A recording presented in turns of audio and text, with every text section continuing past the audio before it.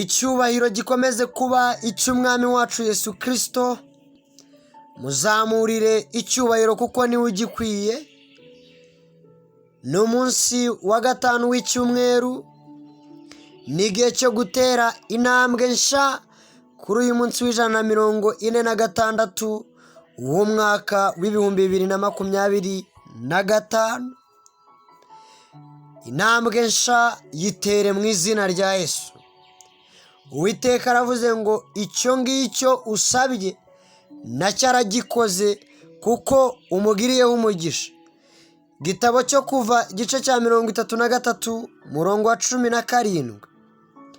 Uwiteka abwira Mose ati n'icyo uvuze icyo ndagikora kuko wangiriyeho umugisha nkakumenya izina.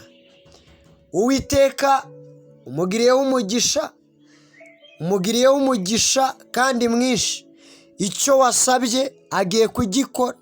Wamusabye ko yakurengera, wamusabye ko yakuburanira.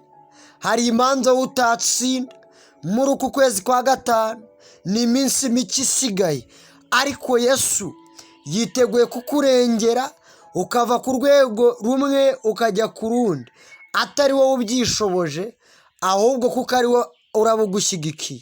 Tera iyo ntambwe, aguka, injire mu mwuzuro w'Imana iguteganyirije, kuko ari Imana y'urukundo n'imbabazi nyinshi.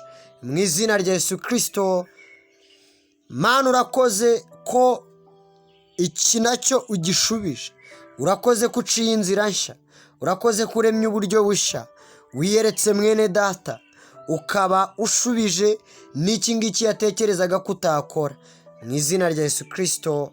Amen.